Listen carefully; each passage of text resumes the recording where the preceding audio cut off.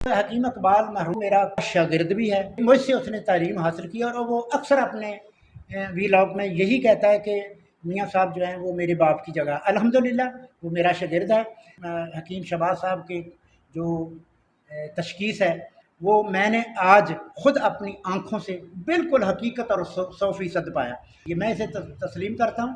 یہ بلوچستان سے، سندھ سے، کے پی سے، کراچی سے جتنے بھی یہ مریض آئے ہیں میں نے خود دیکھا ہے، جو انہوں نے ایسے ہاتھ صرف 2-3 سیکنڈ میں ہاتھ دیکھ کر بتایا ہے، ان لوگوں نے وہی تسلیم کیا، اور جب میں نے بھی ان کی نبض دیکھی تو وہی چیز تھی۔ میں ان سے 100% نہیں، 110% متفق ہوں۔ میں نے ان کا فارما کوپی ہے وہ بھی دیکھا ہے، اور میں نوجوان حکیموں سے یہی اپیل کروں گا کہ وہ بھی سیکھیں۔ میں شہباز صاحب کو اپنی توقع سے زیادہ قابل پایا، اچھا پایا۔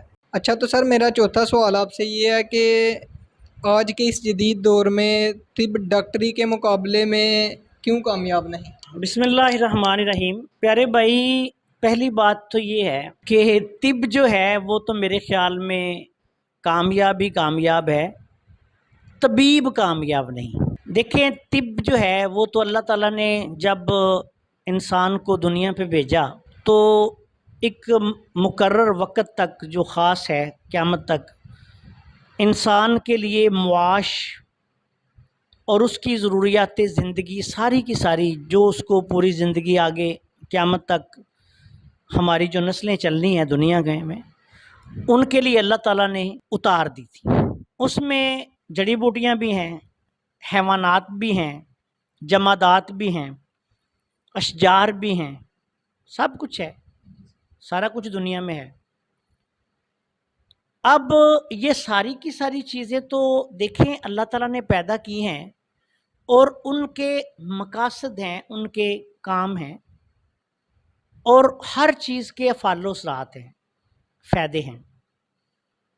اب بات یہ ہے کہ کیا انسان جس کے لیے یہ پوری کائنات مسخر کر دی گئی ہے کہ اس کو تسخیر کر سکتا ہے، ہر چیز کو اللہ تعالیٰ نے انسان کے لیے پیدا کیا ہے،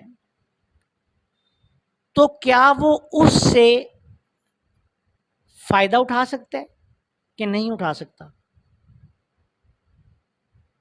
اب دنیا میں جتنے بھی طریقہ ہائے علاج ہیں ان سب میں جڑی بوٹیاں بھی استعمال ہوتی ہیں، ان سب میں یہ ہماری جتنی دوسری ادویات ہیں، حیوانی ہیں، جماداتی ہیں چیزیں، وہ ساری کی ساری استعمال ہوتی ہیں، وہ بھی ان سے فائدہ اٹھاتے ہیں۔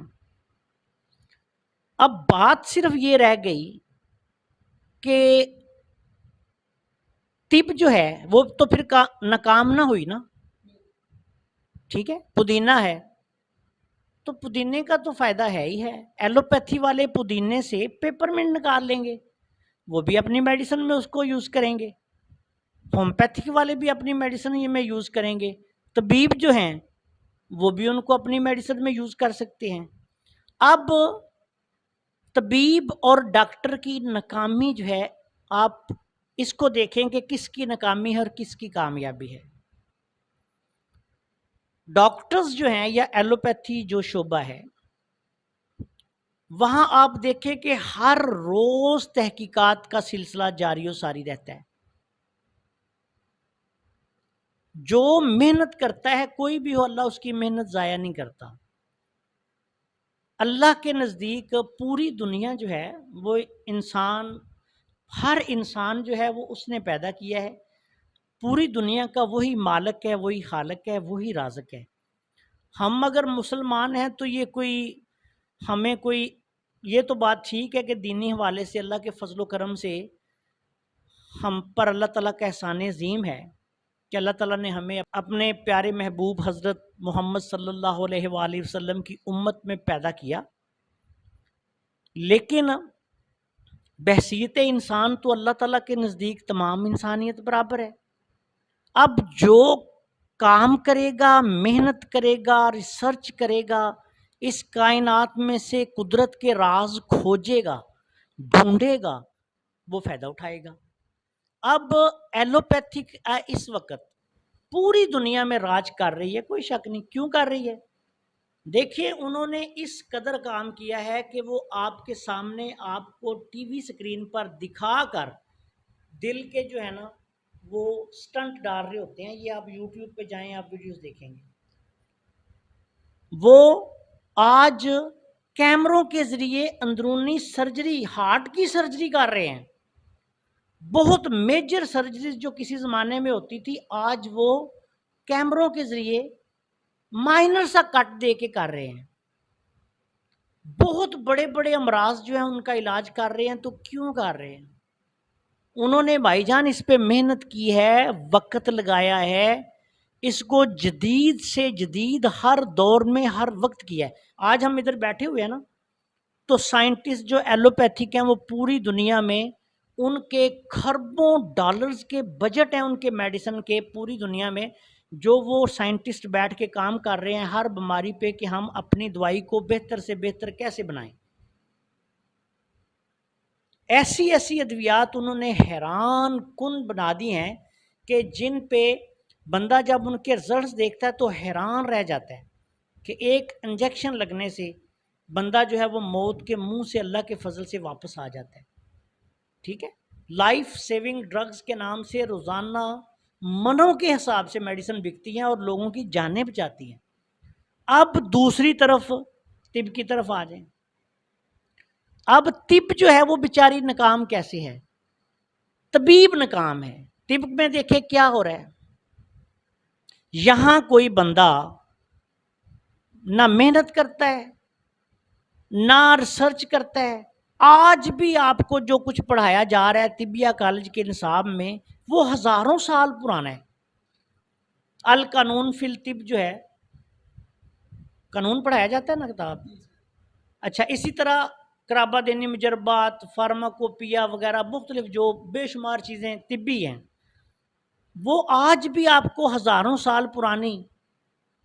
اور یہاں کیا ہے کہ ایک ایک سیکنڈ جو ہے اس کے ساتھ وقت جو ہے وہ تبدیل ہو رہا ہے. لوگ پیدل سے پہیے اور پہیے سے پھر آگے جہازوں پہ آگے ہیں. اس قدر ترقی ہوئی ہے کہ لوگ ہمارے انڈیا جیسا ملک چاند پہ جا رہے ہیں.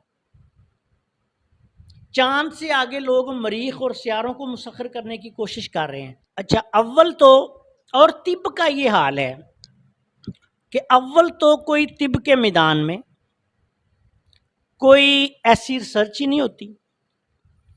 اور آپ دیکھ لیں طب کی پوری تاریخ کو اٹھا کے دیکھ لیں, بہت بڑے بڑے نام آپ کو طبیب ملیں گے لیکن وہ انفرادی طور پہ کامیاب طبیب تھے. انہوں نے آگے کتنے لوگوں کو کامیاب طبیب بنایا.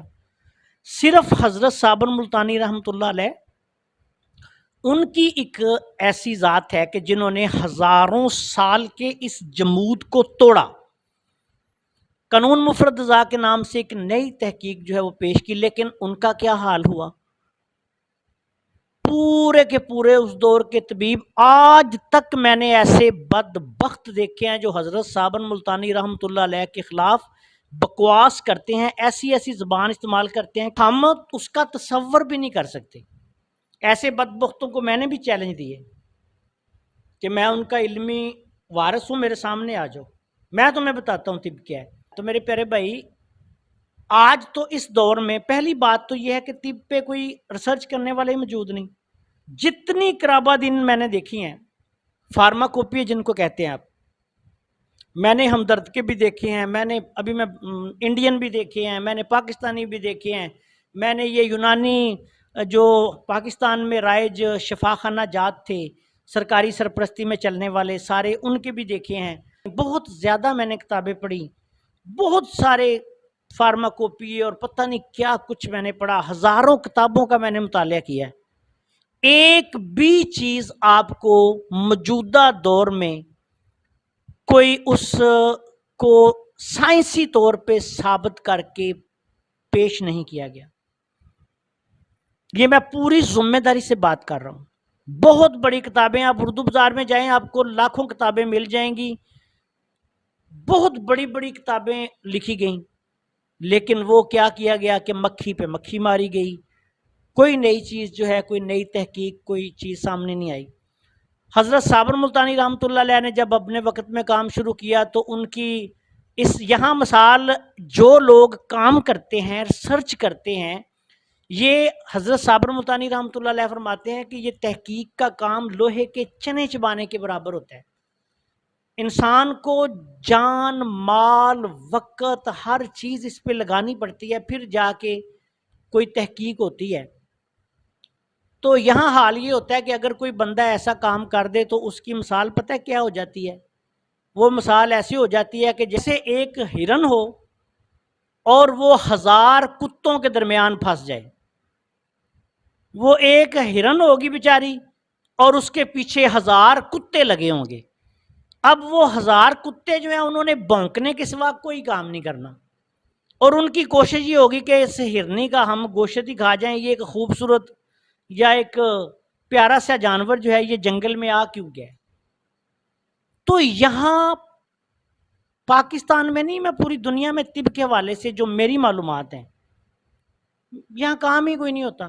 آج کے اس دور میں اللہ تعالیٰ کے فضل و کرم سے ہزاروں سال کی معلوم طبی تاریخ میں پہلی بار میں نے اصل کرشماتی نظام تشخیص طب، یہ محض اللہ کا احسان عظیم ہے، میری کوئی اوقات ہی نہیں، میں نے پیش کیا ہے، میں نے دنیا کو سکھایا بھی ہے. یہ لوگ کیا کر رہے تھے اسی طرح انہوں نے میرے ساتھ کیا.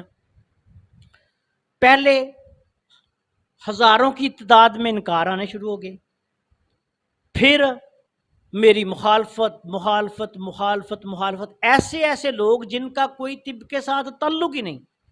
8000 کے مولوی ہیں، وہ مسجد میں بیٹھ کے بچوں کو نورانی قاعدہ پڑھاتے ہیں، نہ طبیب کے بچے، وہ میرے خلاف ویڈیوز بنا رہے ہیں.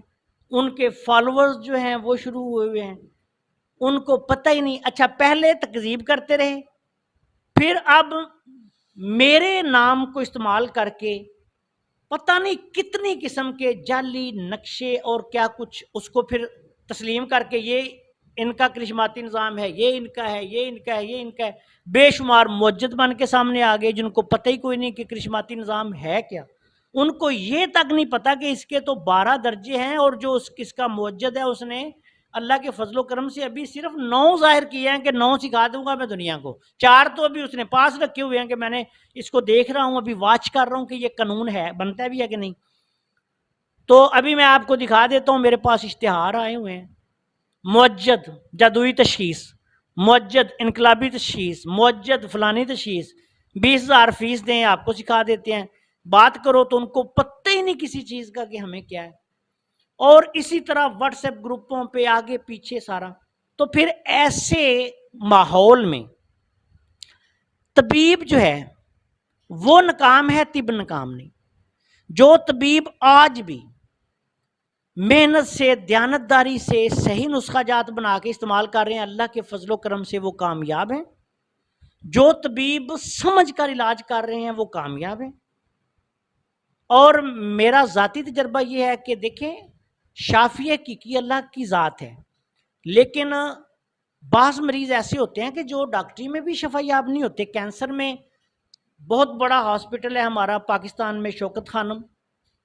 بہت سارے مریض روزانہ وہ جواب دے دیتے ہیں، وہ کہتے ہیں جی ہم آپ کا علاج نہیں کر سکتے، جائیں. اسی طرح کینسر کے بہت سارے کیسز ہیں جن کو دوسرے ہاسپٹل جواب دے دیتے ہیں. اور ہم نے یہ دیکھا ہے کہ صرف ان کو دماسے کا رس یا دماسے کا سمپل عرق جو ہے وہ بتا دیا جائے کہ آپ استعمال کرنا شروع کریں تو اس سے فائدہ ہو جاتا ہے. تو طب ناکام نہیں، اس دور کا طبیب ناکام ہے. آپ نے کبھی غور کیا ہے کہ طبیب کے مقابلے میں ڈاکٹرز جو ہیں ان کو پوری دنیا میں ایک نصاب پڑھایا جاتا ہے. پوری دنیا میں ایک نصاب ہوتا ہے، پوری دنیا میں ان کے ایک سے پریکٹیکل کروائے جاتے ہیں، پوری دنیا میں ان کو ایک سی میڈیسن کی تربیت دی جاتی ہے. ڈاکٹر چائنا میں پڑھ کے آ جائے، روس میں پڑھ کے آ جائے، بنگلہ دیش میں پڑھ کے آ جائے، یو ایس اے میں پڑھ کے آ جائے، انگلینڈ میں پڑھ کے آ جائے، ایران میں پڑھ کے آ جائے، ناروے میں آ جائے، سویڈن میں آ جائے، وہ ڈاکٹر ہے.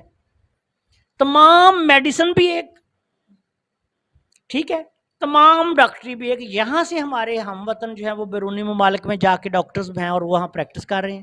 میرا ایک دوست ہے، میرا کلاس فیلو ہے، وہ انگلینڈ میں جو ہے وہ اسپیشلسٹ ہے، ہمارے ساتھ ہی وہ پڑھا ہے.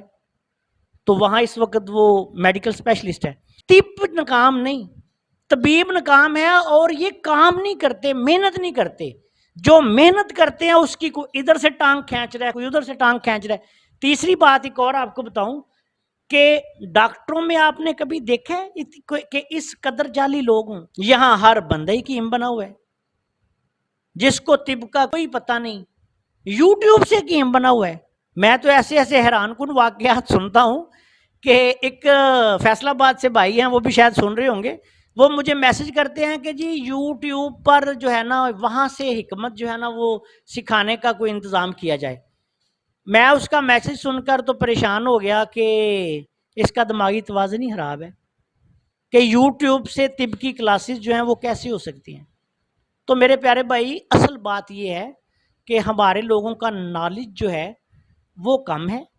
طبیبوں کو کامیاب طبیب بننے کے لیے خود بھی محنت کرنی پڑے گی، اور طب پہ بھی اس وقت تک طب جو ہے وہ کامیاب نہیں ہوگی جب تک اس پہ تحقیق نہیں ہوگی.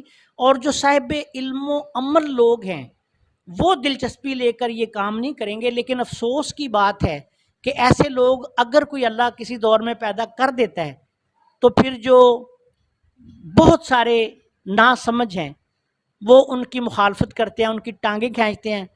پھر وہ بھی کہتے ہیں کہ ہمیں کیا ضرورت پڑی ہے، ہم اپنی زندگی میں کامیاب ہو گئے، اللہ اللہ خیر صلی اللہ. السلام علیکم ورحمۃ اللہ وبرکاتہ.